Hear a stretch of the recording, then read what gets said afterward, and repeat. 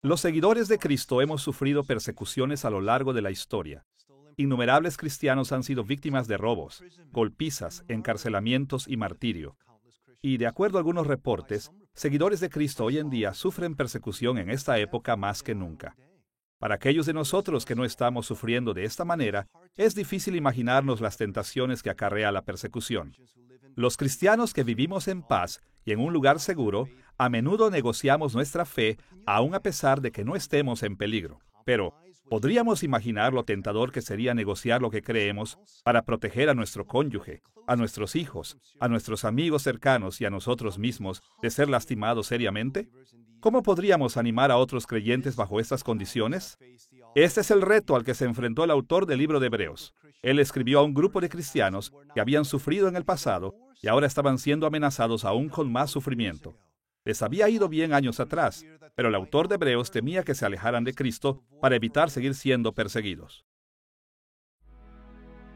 Esta es la primera lección de nuestra serie, El libro de Hebreos, y la hemos titulado El trasfondo y propósito del libro de Hebreos. En esta lección, introduciremos una variedad de perspectivas que deben guiar nuestra interpretación de este complejo libro. Como el título lo sugiere, examinaremos el trasfondo y el propósito del libro de Hebreos de dos maneras. Primero, consideraremos su trasfondo y, en segundo lugar, resumiremos el propósito general por el que fue escrito. Comencemos con el bosquejo de algunos asuntos importantes del trasfondo relacionados con el libro de Hebreos. Exploraremos su trasfondo considerando tres temas relacionados entre sí. Primero, veremos la autoría del libro. Después, investigaremos la audiencia original.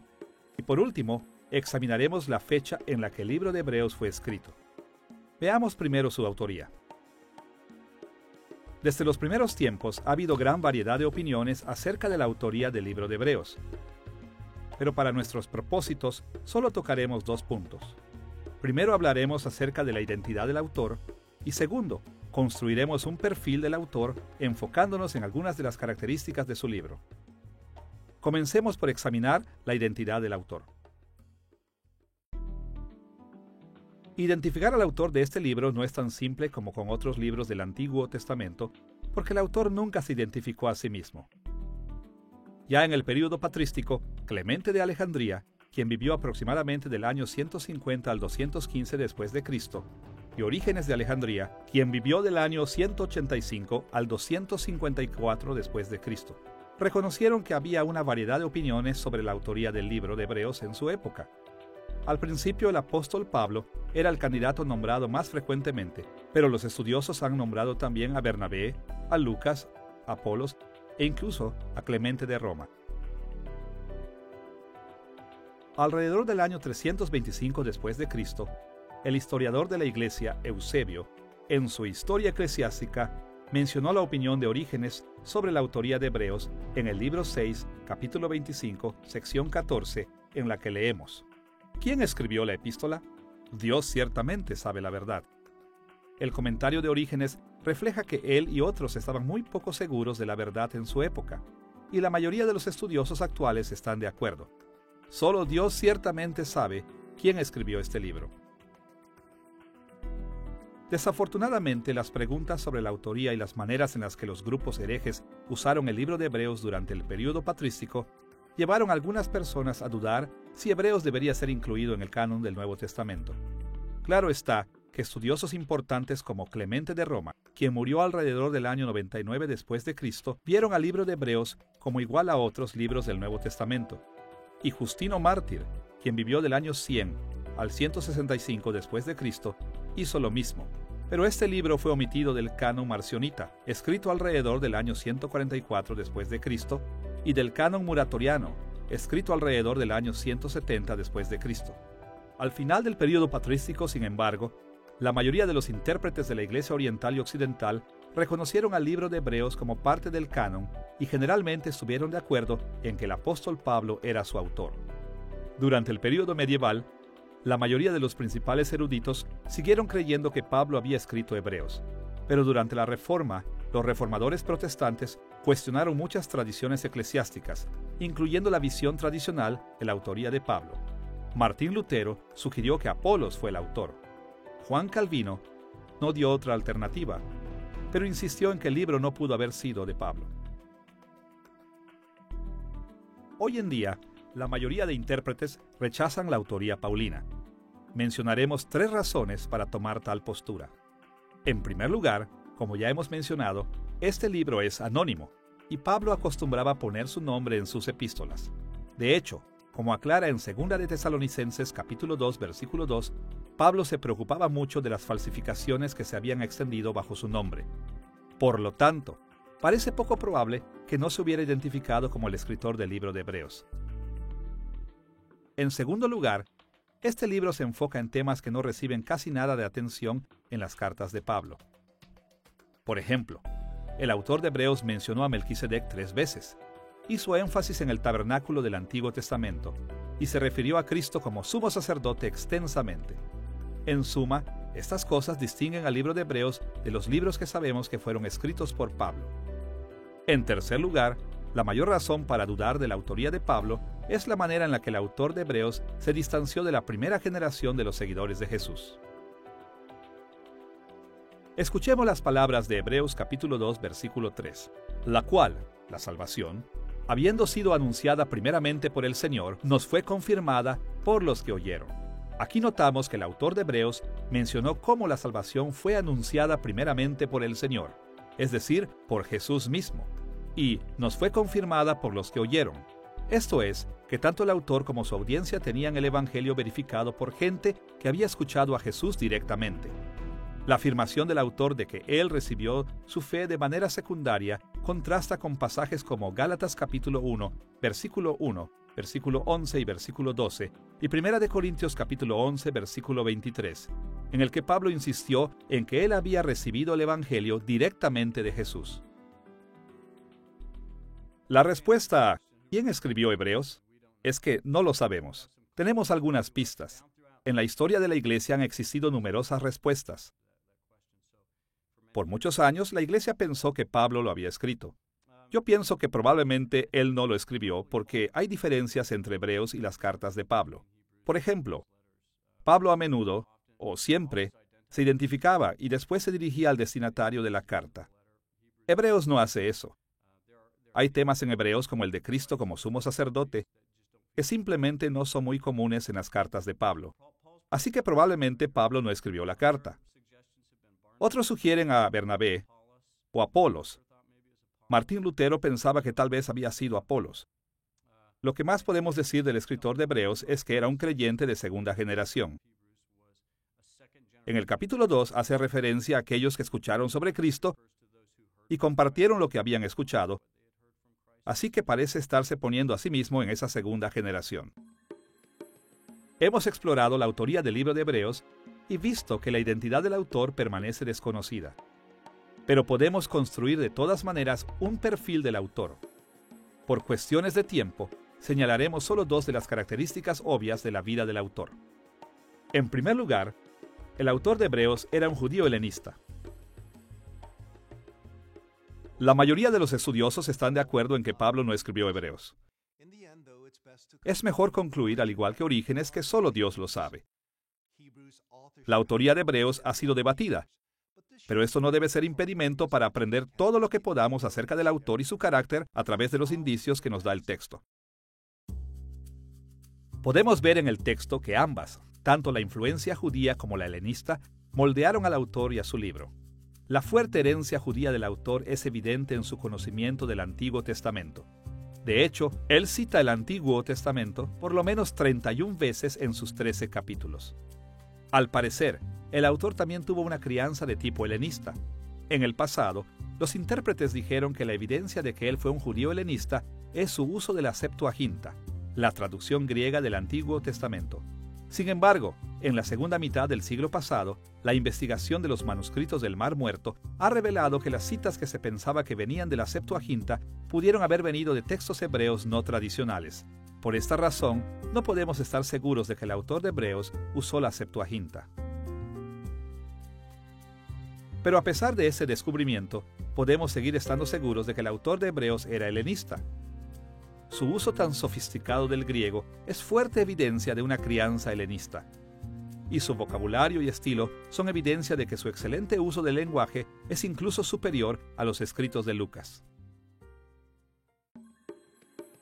El autor del libro de Hebreos no solo era un judío helenista, sino que también era, y lo podemos añadir a su perfil, un intelectual apasionado. Muchos intérpretes aceptan que el autor de Hebreos era un intelectual. Los argumentos teológicos en Hebreos son más complejos que muchos otros en el Nuevo Testamento.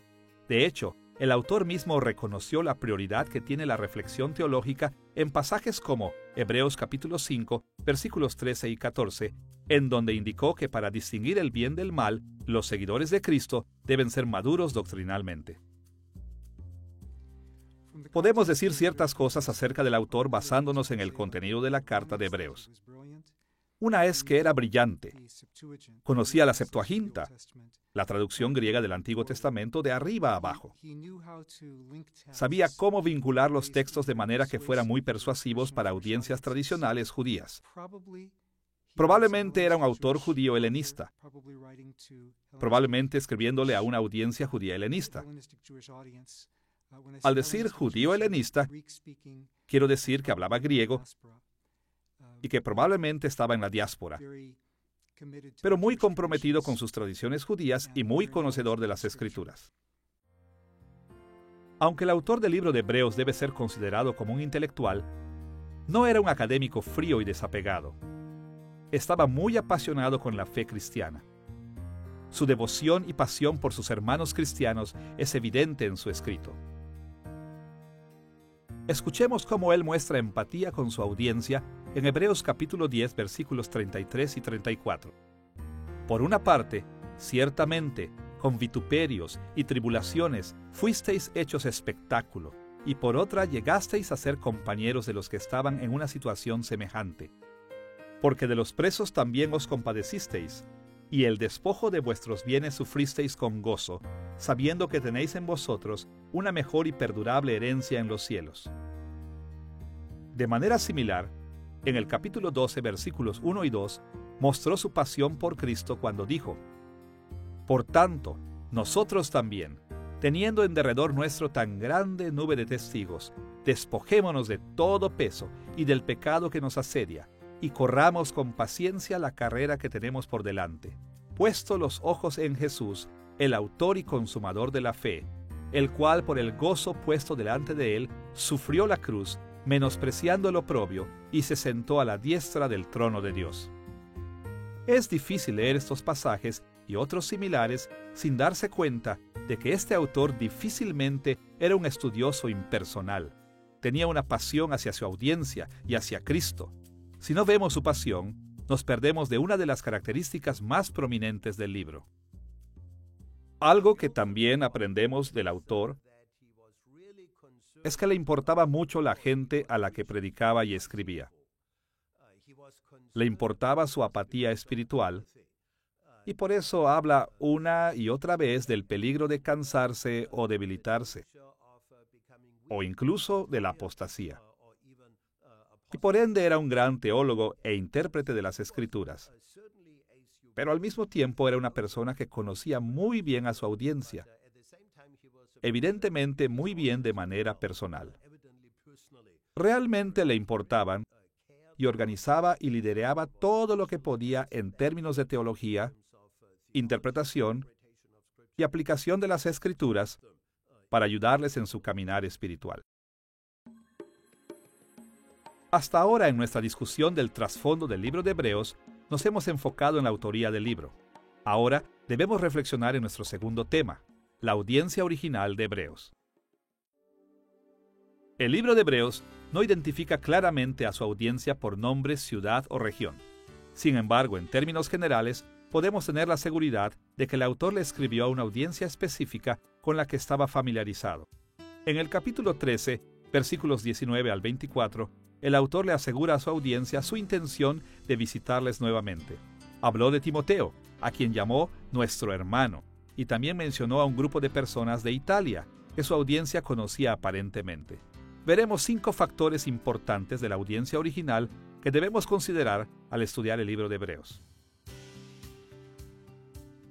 En primer lugar, Hay razones para creer que por lo menos una buena porción de la audiencia original era judía.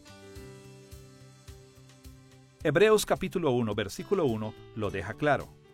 Dios, que muchas veces y de varias maneras habló a nuestros antepasados en otras épocas por medio de los profetas. Aquí el autor hizo referencia a cómo Dios se había revelado a Israel en el Antiguo Testamento. Pero hay que notar que a los israelitas del Antiguo Testamento los llamó nuestros antepasados, a los ancestros del autor y de su audiencia. No es sorprendente que desde la época de Tertuliano, quien vivió desde el año 155 al 230 después de Cristo, el título tradicional del libro haya sido Pros Hebraios, para los hebreos. En segundo lugar, también puede ser que la audiencia era en gran parte helenista. El contenido de Hebreos indica que la audiencia estaba familiarizada tanto con las enseñanzas teológicas que eran comunes entre los judíos que vivían tanto fuera de Palestina, como con las enseñanzas dentro de los círculos dentro de Palestina. Varios intérpretes han tratado de determinar de dónde era la audiencia fuera de Palestina.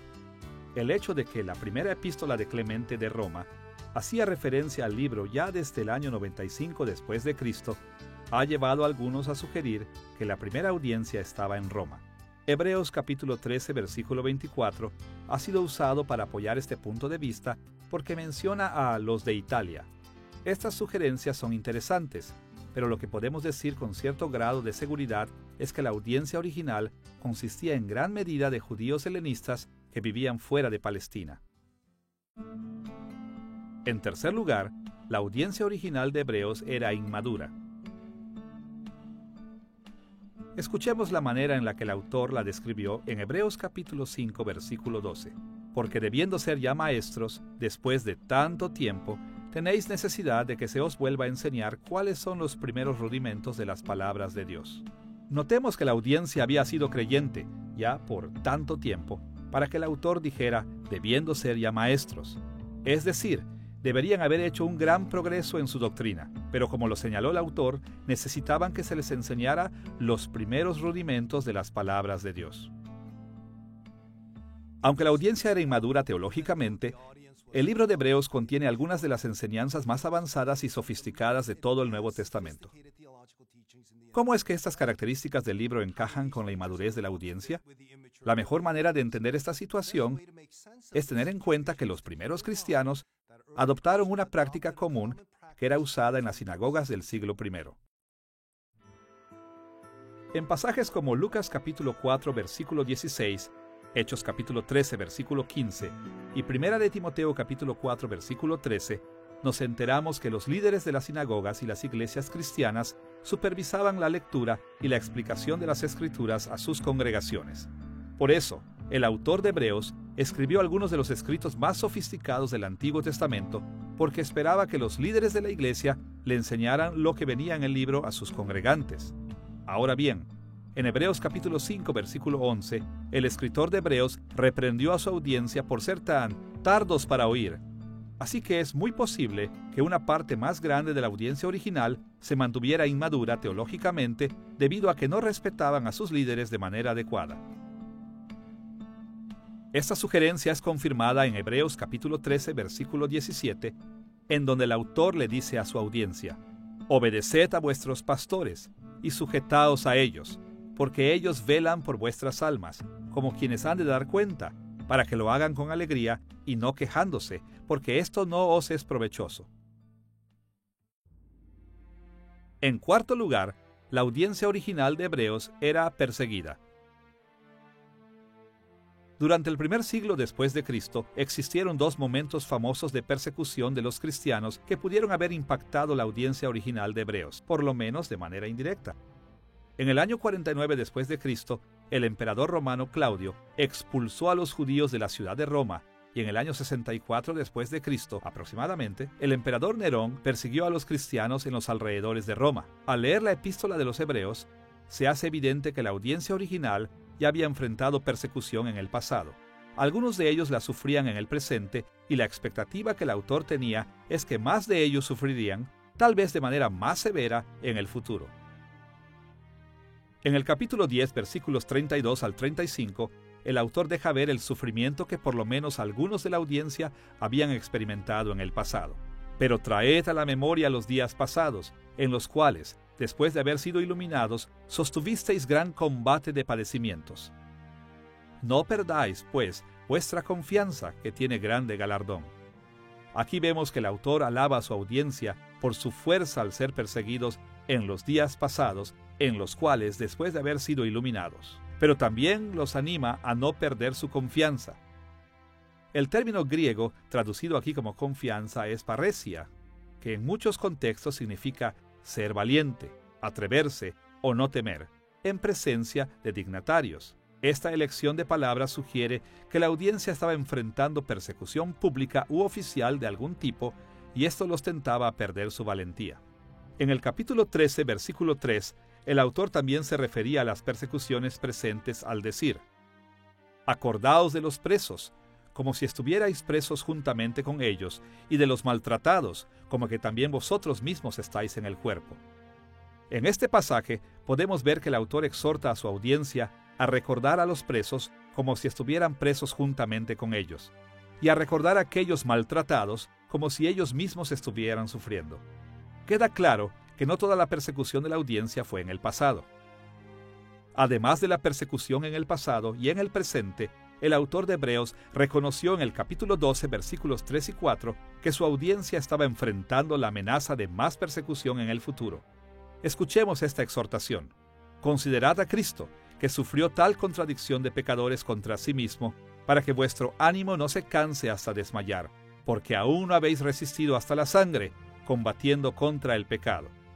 Como este pasaje indica, el autor tenía la expectativa de que habría más persecuciones hacia su audiencia y estaba profundamente preocupado con esta faceta de su experiencia. La audiencia original de Hebreos enfrentó una serie de problemas. Como el autor menciona en el capítulo 10, habían enfrentado varias formas de sufrimiento. Algunos habían perdido propiedades. Algunos habían sido encarcelados. Habían sido sujetos a humillación pública. Y aún así, en este punto, él exhorta a sus lectores que estén dispuestos a resistir el reproche de Cristo a enfrentar la exclusión del campamento, lo cual describe en términos del Antiguo Testamento, pero probablemente significa ser excluidos de la sinagoga, y que si fueran a Jerusalén, serían excluidos del templo, que creo que todavía estaba ahí cuando él escribió el libro. Así que estas eran las formas de persecución que enfrentaban. En el capítulo 12 dice que su sufrimiento no había llegado hasta el derramamiento de sangre, y aún así parece estar consciente de su necesidad de tener la seguridad de haber sido liberados del miedo de la muerte, como dice en el capítulo 2, a través de la victoria de Jesucristo. Así que parece que una persecución más intensa y violenta está próxima. En quinto lugar, al enfrentar la persecución, por lo menos algunos de entre la audiencia de Hebreos estaban cercanos a la apostasía. En vez de solamente estar desanimados o debilitados por sus sufrimientos, estaban en peligro de darle la espalda a Cristo totalmente. Por ejemplo, en Hebreos capítulo 10, versículos 26 y 27, leemos la siguiente advertencia: porque si pecáremos voluntariamente, después de haber recibido el conocimiento de la verdad, ya no queda más sacrificio por los pecados, sino una horrenda expectación de juicio y de hervor de fuego que ha de devorar a los adversarios. Tenemos que aclarar que el autor de Hebreos no estaba preocupado por pecadillos o pecaditos. Le hizo una advertencia severa a su audiencia a causa de aquellos que le dan la espalda a Cristo totalmente. No queda más sacrificio por los pecados.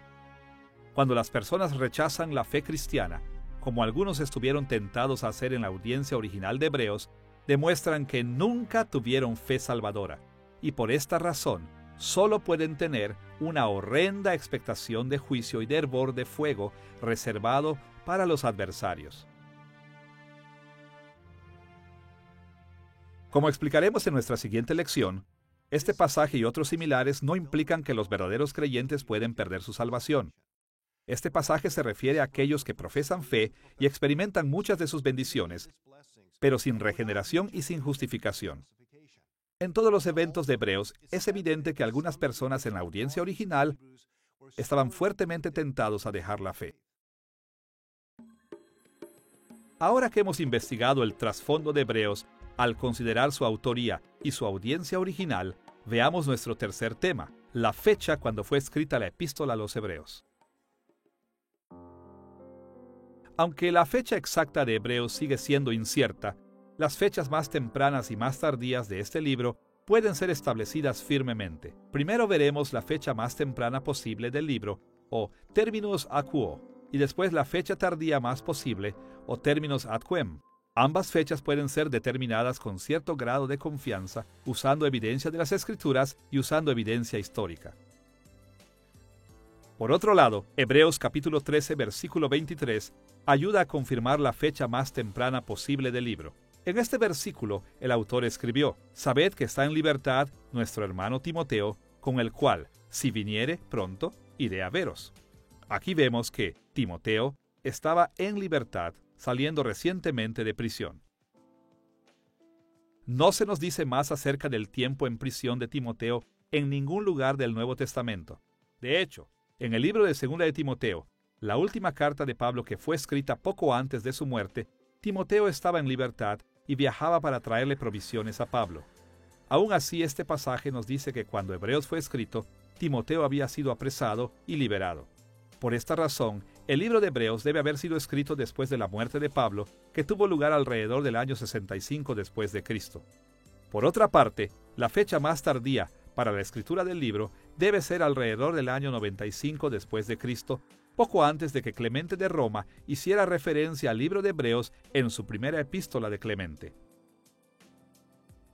Adicionalmente, muchos comentaristas han observado que, en pasajes como Hebreos capítulo 5, versículos 1 al 3, el autor usó el tiempo presente para describir las tareas sacrificiales del sumo sacerdote. Esto es importante porque en el resto del libro, el autor consistentemente utiliza el tiempo presente en griego para referirse a eventos del pasado. Así que es posible que estas actividades sacerdotales seguían sucediendo cuando fue escrito Hebreos. Además, en el capítulo 8, versículo 13, el autor animó a su audiencia a darle la espalda a las prácticas sacrificiales, dadas por viejas, establecidas por el pacto de Dios con Moisés. Él explicó que a la luz del nuevo pacto, estas prácticas estaban próximas a desaparecer. Sabemos que las actividades del sumo sacerdote y el sistema sacrificial levita cayeron al final del año 70 después de Cristo, cuando los romanos destruyeron Jerusalén y su templo. Así que esta evidencia sugiere una fecha para Hebreos alrededor de la muerte de Pablo en el año 65 después de Cristo y antes de la destrucción del templo en el año 70 después de Cristo. En nuestra lección sobre el trasfondo y propósito de Hebreos, hemos visto diferentes aspectos del trasfondo del libro de Hebreos. Ahora podemos ver el propósito general del libro. ¿Por qué fue escrito Hebreos? Se puede decir que cualquier libro tan largo y tan complejo como el libro de Hebreos es escrito con muchos diferentes propósitos en mente. Pero en esta lección nos interesa primero hacer un resumen de los propósitos generales del libro. Cada parte de este libro tiene sus propios énfasis y exploraremos estos énfasis en nuestra siguiente lección. Por ahora queremos ver cómo el libro fue diseñado por completo para impactar los conceptos, conductas y emociones de la audiencia original. Los intérpretes han resumido el propósito general del libro de Hebreos de varias maneras. Pero para este estudio, describiremos el propósito original de Hebreos de la siguiente manera. El autor de Hebreos escribió para exhortar a su audiencia a rechazar las enseñanzas judías locales y permanecer fieles a Jesús. Esta descripción del propósito del autor nos guía hacia las ideas principales encontradas en el libro de Hebreos. Como hemos ya sugerido, el autor de Hebreos escribió para exhortar a su audiencia. Escuchemos la manera en la que el autor mismo caracterizó su libro en el capítulo 13, versículo 22. Os ruego, hermanos, que soportéis la palabra de exhortación. Notemos aquí que el escritor le ruega a su audiencia a recibir el libro como palabra de exhortación. Las palabras os ruego vienen del verbo griego parakaleo, la forma verbal del sustantivo griego traducido como exhortación en el mismo enunciado. El término exhortación implica un llamado a ponerse del lado del que pide, o pedirle a alguien que se ponga del lado del que habla. La misma expresión es usada para describir el llamado al arrepentimiento tan persuasivo y urgente que hizo Juan el Bautista en Lucas capítulo 3, versículo 18. Interesantemente, la frase palabra de exhortación también aparece en Hechos capítulo 13, versículo 15, en donde los varones de la sinagoga de Antioquía de Pisidia invitaron a Pablo y a sus acompañantes a dar palabras de exhortación después de leer las Escrituras. Es muy posible que la expresión palabra o mensaje de exhortación era una designación técnica del primer siglo para lo que hoy en día llamamos sermón. Bueno, el autor identifica su trabajo como una palabra de exhortación. Esto está en el capítulo 13, versículo 22. Y lo que significa es que Hebreos es una exhortación. Es como un sermón. Y entonces, el uso de la retórica es como una herramienta para persuadir a la audiencia a ser fiel en su compromiso a Jesús como el Hijo de Dios y como su Señor y Salvador. Así que la retórica en la carta de Hebreos, o el mensaje de Hebreos, le permite al autor elaborar los temas, hacer la exégesis de las Escrituras judías. Es decir, interpretar las Escrituras judías de manera que sean significativas. Y entonces, presentarlas de una manera muy fuerte para que la audiencia entienda claramente lo que el autor quiere que la audiencia haga. Lo que quiere es que se adhieran a la salvación que Cristo les ha ofrecido, a lo que Dios les ha ofrecido en Cristo.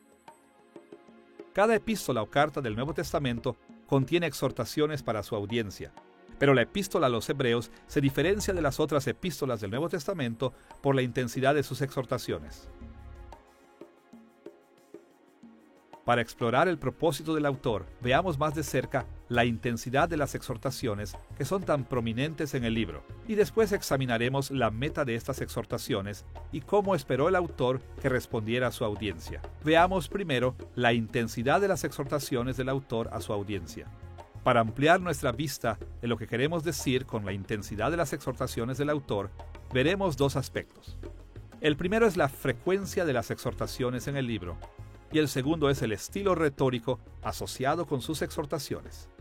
Comencemos examinando la frecuencia de las exhortaciones. La frecuencia de las exhortaciones del autor nos ayuda a entender la urgencia de su mensaje. Estas exhortaciones son implícitas a veces, pero por lo menos 30 veces aparecen de manera explícita.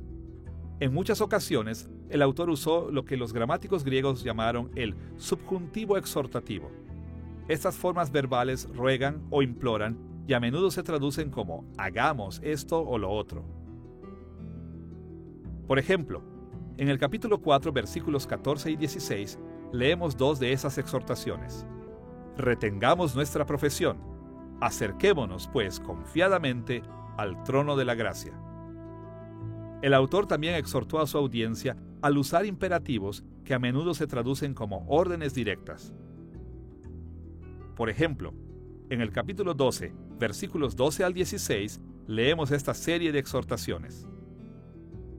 Levantad las manos caídas y las rodillas paralizadas. Seguid la paz con todos y la santidad. Mirad bien, no sea que alguno deje de alcanzar la gracia de Dios, que brotando alguna raíz de amargura os estorbe. No sea que haya algún fornicario o profano como Esaú. Una de las razones por la que es importante tener en mente lo que el autor exhorta es que las reflexiones teológicas complejas a menudo oscurecen el propósito que el autor tuvo. No solo quería comunicarles sus doctrinas teológicas, les comunicó su doctrina para persuadirlos a adoptar diferentes actitudes y acciones. Esto es lo que trató de decir cuando llamó a su libro Palabra de Exhortación. Si no tenemos esta urgencia en mente, nos perderemos de una dimensión crucial del libro de Hebreos. Hemos visto cómo la intensidad de las exhortaciones del autor se reflejan en la frecuencia con la que exhortó a su audiencia. Ahora, consideremos cómo el estilo retórico del autor revela también su deseo de exhortar a su audiencia. El libro de Hebreos se ha caracterizado a menudo por ser muy retórico. Es decir, que emplea muchos recursos literarios asociados con la oratoria persuasiva o el debate urgente en el primer siglo. Muchos de estos recursos retóricos aparecen de vez en cuando en otros libros del Nuevo Testamento, pero los encontramos más a menudo en Hebreos. Hebreos es posiblemente el mejor ejemplo en el Nuevo Testamento de un autor que tiene buenas habilidades retóricas y literarias que ayudan mucho a cumplir el propósito del autor. Él está tratando de demostrar la superioridad de Cristo y el nuevo pacto sobre el antiguo pacto, y lo hace en parte con un argumento literario muy convincente. Y usa muchos recursos estructurales diferentes para lograrlo. Así que, estructurado bellamente, usa la retórica para acercar a sus lectores y después los convence de su argumento. Un recurso retórico llamado sincresis, en griego, es una comparación detallada entre dos o más cosas, diseñada para convencer a las audiencias que afirmen el punto de vista del orador. Por ejemplo, la sincresis aparece en el libro de Hebreos, capítulo 7, versículos 11 al 28. Ahí el autor argumentó que Jesús fue un sacerdote real como Melquisedec, un sacerdote y rey mencionado en el libro de Génesis. Pero en vez de solo afirmar sus creencias, el autor de Hebreos le dio a su audiencia una comparación convincente de 8 puntos entre Melquisedec y Cristo: su linaje, genealogía, nacimiento, muerte, oficio, acciones, estatus y logros. Estas comparaciones detalladas fueron diseñadas para poner en claro todas las dudas acerca de las afirmaciones de que Jesús es el gran sumo sacerdote real. Otro recurso retórico en el libro de Hebreos es conocido como exempla. Exempla son listas de ilustraciones o ejemplos que van uno tras de otro formando un argumento persuasivo para un punto de vista particular. Esta técnica de oratoria aparece en la familiar lista de los fieles en Hebreos capítulo 11. Ahí el autor enlistó por nombre a Abel, Enoc, Noé, Abraham, Sara, Isaac, Jacob, José, Moisés, los israelitas, Rahab, Gedeón, Barak, Sansón, Jefté, David, Samuel y los profetas. Esta larga lista fue diseñada para persuadir a la audiencia de que los siervos de Dios permanezcan fieles a lo largo de su persecución. Un tercer recurso retórico usado por el autor de Hebreos es conocido con la expresión Kal Vajomer.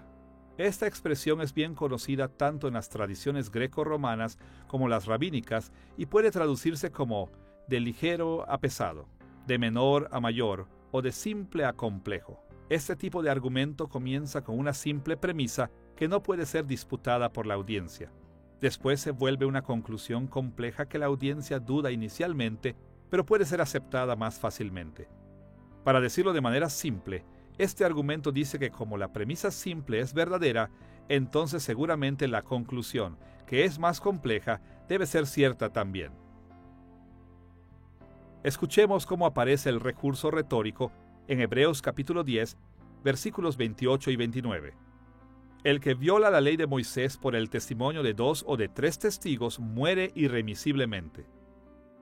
¿Cuánto mayor castigo pensáis que merecerá el que pisoteare al Hijo de Dios? Aquí el autor comenzó con una premisa que entendía su audiencia. El castigo para aquellos que rechazaron la ley de Moisés era la muerte. Después presionó a la audiencia al argumentar: ¿cuánto mayor castigo pensáis que merecerá el que pisoteare a alguien mayor que Moisés, al Hijo de Dios? Estos ejemplos nos ayudan a ver la urgencia que tenía el autor. Él estaba convencido de que su audiencia enfrentaba una situación muy seria y que era hora de que tomaran algunas decisiones muy difíciles. Así que hizo todo lo que pudo para rogarles y persuadirlos de que tomaran las decisiones adecuadas. Ahora que hemos visto cómo el propósito del autor fue fortalecido por la intensidad de sus exhortaciones, debemos ver una segunda característica del libro: la meta de esas exhortaciones. Ya antes vimos que el propósito general del libro de Hebreos puede ser definido de la siguiente manera. El autor de Hebreos escribió para exhortar a su audiencia a rechazar las enseñanzas judías locales y permanecer fieles a Jesús. Como afirma la definición, la meta de las exhortaciones del autor era doble. Él quería que su audiencia rechazara las enseñanzas judías y quería que se mantuvieran fieles a Jesús como Mesías. Consideremos cómo el autor le rogó a su audiencia que rechazara las enseñanzas judías locales. Hemos visto que la audiencia de Hebreos había sufrido persecución y que esta persecución les estaba tentando hacia la apostasía. Pero esta tentación no era lo que pudiéramos imaginar a simple vista. Parece que cuando fue escrito Hebreos, los cristianos podían estar a salvo de la persecución al rechazar sus creencias cristianas y al identificarse más con la comunidad judía local. En el primer siglo, los judíos a menudo tenían que pagar impuestos especiales y sufrían persecución de vez en cuando. Pero a menudo las comunidades de judíos en el Imperio Romano eran libres de profesar su fe. En un principio, este fue el caso para los cristianos porque estaban identificados fuertemente con el judaísmo. Pero conforme pasaba el tiempo, la identificación de los cristianos como una secta judía comenzó a desaparecer. De hecho, el libro de Hechos reporta que incluso en los días de Pablo, las sinagogas judías rechazaron a los seguidores de Cristo y animaron a las autoridades locales a maltratarlos. Muy posiblemente, esta es la situación que la audiencia original de Hebreos vivió, y sus sufrimientos prolongados los tentaron a aceptar las enseñanzas en su comunidad judía local, las cuales eran contrarias a la fe cristiana. Es interesante que el autor de Hebreos no abordó los problemas asociados a la hipocresía y al legalismo judíos. A pesar de que estos problemas eran cruciales, no eran una preocupación fuerte en el libro de Hebreos, sino que el autor se encargó primero de las creencias y prácticas erróneas, específicamente aquellas que se desarrollaron principalmente en comunidades judías fuera del judaísmo palestino. Escuchemos lo que el autor de Hebreos escribió en Hebreos capítulo 13, versículo 9. No os dejéis llevar de doctrinas diversas y extrañas, porque buena cosa es afirmar el corazón con la gracia, no con viandas, que nunca aprovecharon a los que se han ocupado de ellas. En este versículo, el autor hizo un contraste entre afirmar el corazón con la gracia con estar fortalecido con viandas. Este enfoque específico suena muy familiar, pero notemos también que esto era solo un ejemplo de lo que él llama doctrinas diversas y extrañas. En otras palabras, enseñanzas inusuales o extrañas que impartían las comunidades locales judías. Así que, ¿qué eran estas enseñanzas extrañas que la audiencia estaba siendo tentada a seguir? En la segunda mitad del siglo pasado, varias revelaciones útiles acerca de esto salieron a la luz con el descubrimiento de los manuscritos del Mar Muerto o rollos de Qumran. Esta larga colección de documentos perdidos desde hace mucho fueron incluidos en textos del Antiguo Testamento, pero también escritos extrabíblicos que representaron las enseñanzas distintivas de una comunidad judía sin franquicias que vivía cerca del Mar Muerto. Contenía libros como Regla de la Comunidad, El Documento de Damasco, El Rollo de la Guerra, Midrash de Melquisedec, así como secciones de Primera de Enoc, llamada El Libro de los Vigilantes, y El Libro de los Sueños. Estos libros contienen varias enseñanzas que son estrechamente paralelas a los problemas teológicos abordados en Hebreos. Ahora bien, es importante notar que estas enseñanzas no eran exclusivas de esta comunidad. Otros grupos judíos en el mundo del Mediterráneo tenían puntos de vista similares. De hecho, los libros de Efesios y Colosenses lidiaron con problemas similares en sus propios lugares de origen. Sin embargo, el notar algunos de los temas similares encontrados tanto en el libro de Hebreos como en los libros encontrados en Qumran nos ayudará a entender muchas de las exhortaciones de Hebreos en contra de las creencias locales judías. Los rollos del Mar Muerto son documentos fascinantes que fueron encontrados, claro está, en el desierto de Qumran, y son los trabajos de la secta judía, la cual se definió por estar en contra y por encima de la corriente principal judía, particularmente los del complejo del templo. Y así, de manera análoga al libro de Hebreos, las sectas de Qumran parecen haberse considerado a sí mismas como un nuevo templo bajo un nuevo pacto. Ahora bien, hay muchas cosas particularmente diferentes, porque algunos de los aspectos más rituales del antiguo pacto, el grupo de Qumran quería revitalizarlos en vez de dejarlos obsoletos, tal y como el escritor de Hebreos sugiere. En esta lección mencionaremos brevemente solo 4 tópicos encontrados en ambos, en el libro de Hebreos y en los documentos de Qumran. En primer lugar, ya hemos visto que en Hebreos capítulo 13, versículo 9, el autor habló en contra de una forma de comer, en particular las viandas ceremoniales. Muchas prácticas de Qumran se describen en el libro de Regla de la Comunidad. Entre otras cosas, la comunidad de Qumran mantenía comidas comunales sagradas en las que comían especialmente comida consagrada.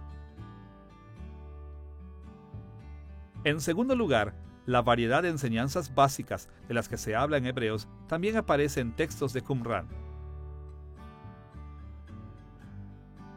Por ejemplo, en Hebreos capítulo 6, versículos 1 y 2, el autor mencionó el arrepentimiento, la fe, los rituales de purificación o bautismos, imponer las manos, la resurrección de los muertos y el juicio eterno.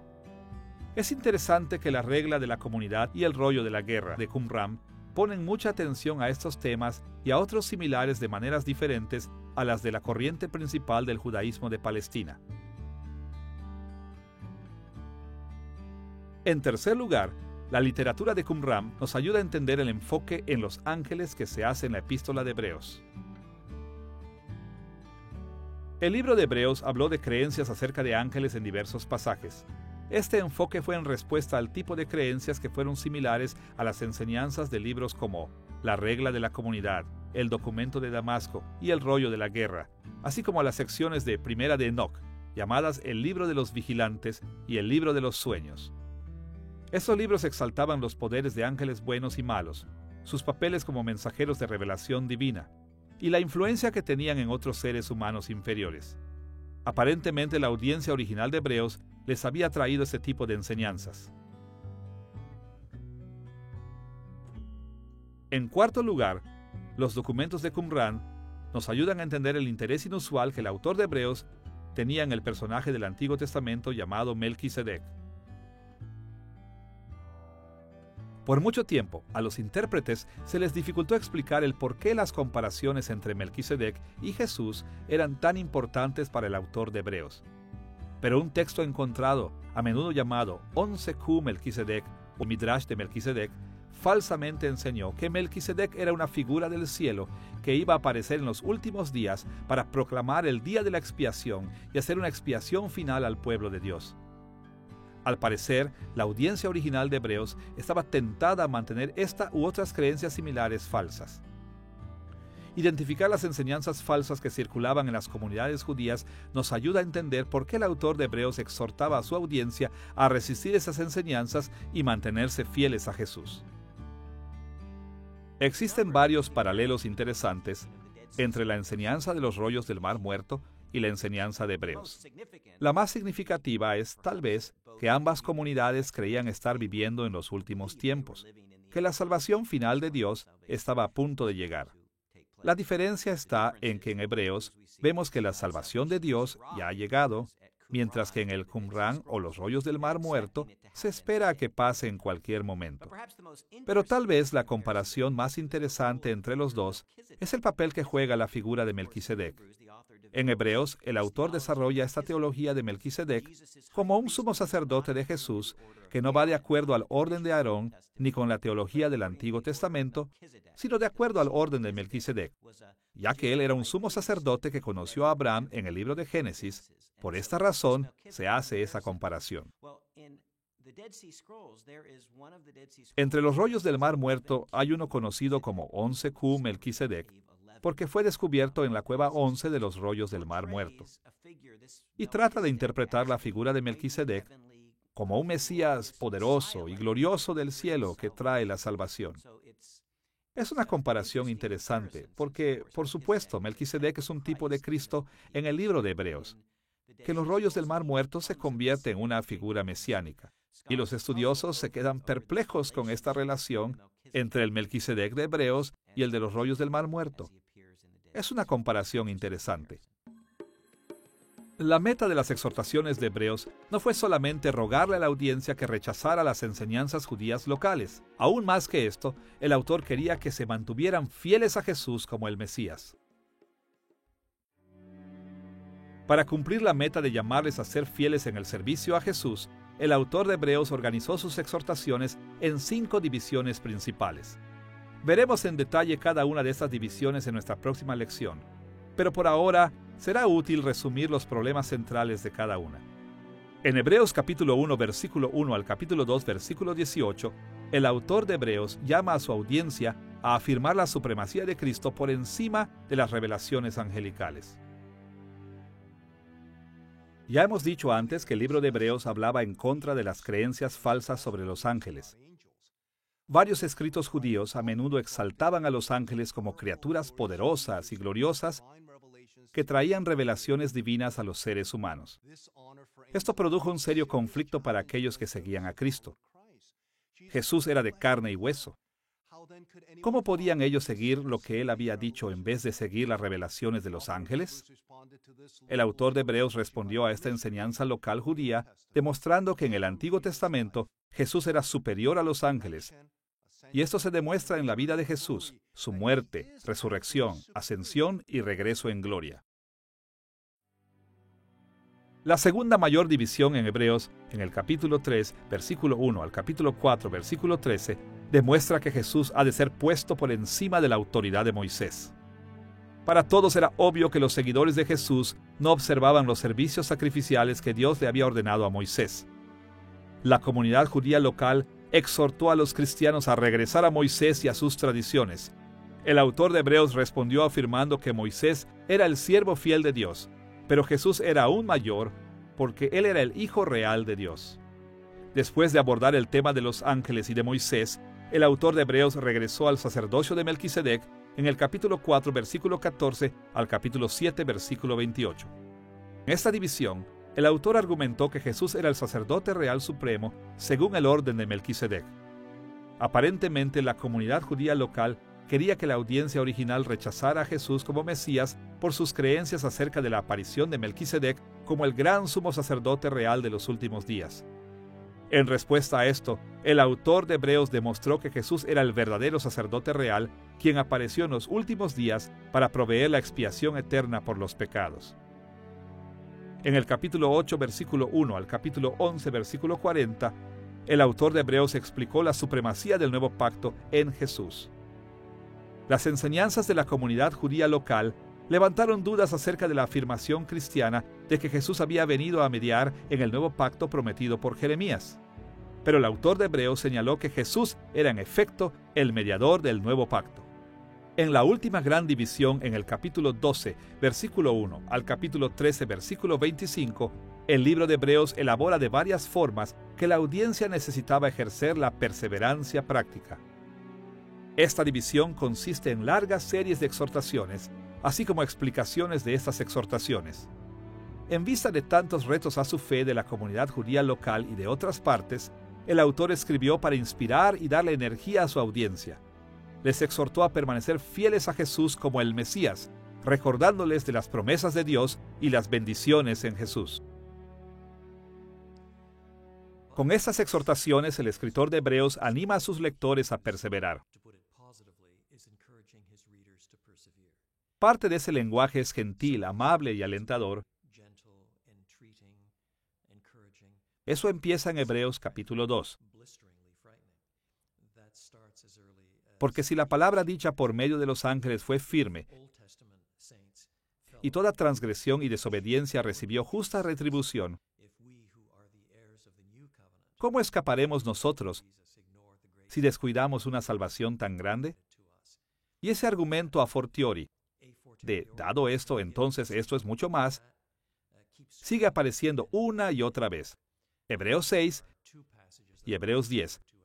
Los que nos advierten acerca del peligro de aquellos que han profesado fe en Cristo de manera profunda y que aparentemente lo habían seguido por un tiempo y se alejan.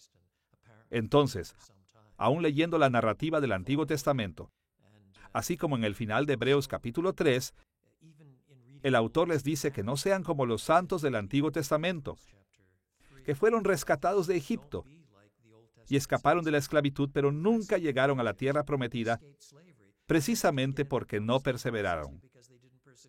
Claudicaron en el desierto. Toda una generación fue eliminada.